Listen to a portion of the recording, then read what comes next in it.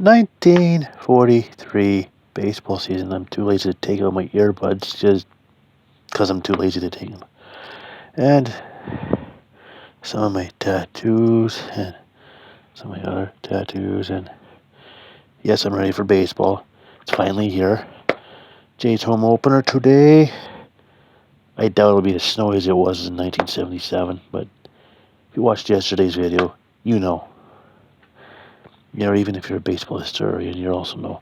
Anyways, 1943 baseball season. Not many notes this time.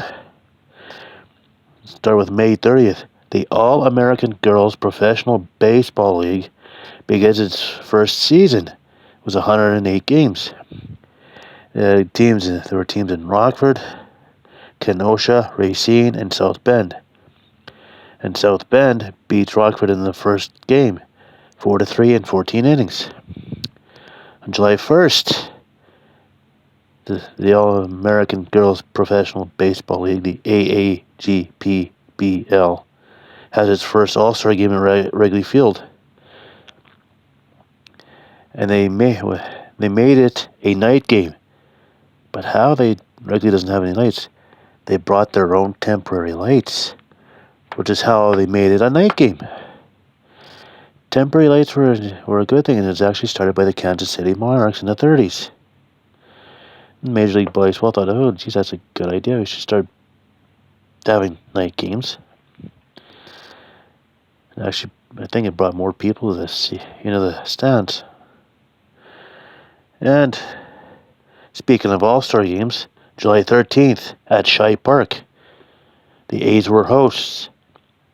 The All-Star game would end up in Shibe Park again in the 40s or 50s, and it was the Phillies that were hosts. But this one, the A's were hosts, and the American League beats the National League 5-3. And on October 11th, with the New York Yankees winning the World Series, and we'll get to that, it would be manager Joe McCarthy's last ever World Series win. I think that might have been his last ever World Series. And we'll get to the World Series points in a bit here. Season stats. Luke Appling of the Chicago White Sox. We're doing the American League first. .328 batting average to finish the season. Rudy York of Detroit led the American League and the majors with 34 home runs, and led the American League with 118 runs batted in. Pitching. Spud Chandler. Interesting name, Spud. Was he actually a potato or just nicknamed Spud? Anyway, Spud Chandler of the Yankees, along with Dizzy Trout, also with the Yankees, each won 20 games. Tied for the American League lead. Spud Chandler also had a 1.64 ERA, which led the majors. And Ali Reynolds of Cleveland, 151 strikeouts, which led the American League. Yeah, you had to get a little dramatic. National League. Stan Musial. Remember him from a couple days ago? Cardinals grade ended up leading the majors with a .357 batting average. Bill Nicholson of the Cubs led the National League with 29 home runs and led the majors with 128 runs batted in. Mort Cooper of the Cardinals, Elmer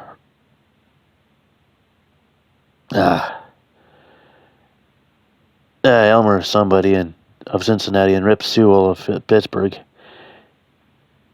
I think that's Elmer Rook. Yeah, I don't care. Whatever. All three of those guys led the majors with 21 wins each. Yeah, three-way tie for that. Okay, Max Chandler of the Cardinals, a 1.90 ERA. And Johnny Vandermeer of Cincinnati with 154 strikeouts, leading the majors. Season standings. Yankees go 98-56, led the American League for the millionth time. Washington goes 84-69, 13.5 back. Cleveland goes 82-71, 15.5 back. Chicago White Sox go 82 and 72, 16 back. Detroit goes 78 and 76. That's 20 back. St. Louis Browns go 72 and 80, 25 back. Red Sox go 68 and 84, 29 back. The Philadelphia Athletics 49 wins, 105 losses, 49 games back. Nationally, St. Louis Cardinals finished first in the National League. I think the second or third year in a row. 105 wins, 49 losses. Cincinnati goes 87 and 67, 18 back. Brooklyn goes 81 and 72, 23 and a half back. Pittsburgh goes 80 and 74, 25 back. Chicago goes 74 and 79.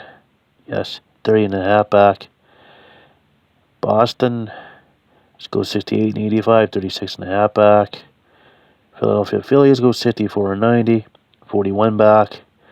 New York Giants go 55 and 98, 49 and a half back. And we have ourselves a Yankees Cardinals World Series, I think, for the second year in a row. I'm going to go look at that. And let's go find out. Yeah, actually, second year in a row. Yankees and Cardinals. Yesterday's video, the Cardinals won in this time. It works out for the thing I mentioned earlier, the Yankees.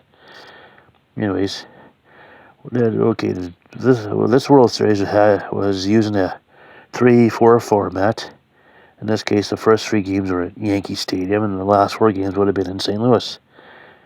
And this was used due to wartime travel restrictions. And World War II had also depleted both rosters. There's a few players on the Cardinals that ended up no longer on the team, and there's a few players on the Yankees that ended up serving in World War II. Anyways, Yankees home games I mentioned at Yankee Stadium, and the St. Louis home games were at Sportsman's Park. So game 1 on October 5th in New York, Yankees win 4-2. Game 2 October 6th in New York, Cardinals win 4-3, even the series at 1. Game 3 October 7th in New York, Yankees win 6-2. Game 4 October 10th in St. Louis, Yankees win 2-1 to go up 3-1. And Game 5 on October 11th in St. Louis, the Yankees beat the Cardinals 2-0 to win their 10th World Series. 10 World Series since 1920. No, 10 World Series since 1921. Well, I say 1920 because that's when they got Babe Ruth. So there you have it for 1943. Tomorrow, 1945. And tomorrow is when you first see the first and only visit to the World Series. But you're going to have to find out who it is tomorrow. Until then, stay tuned.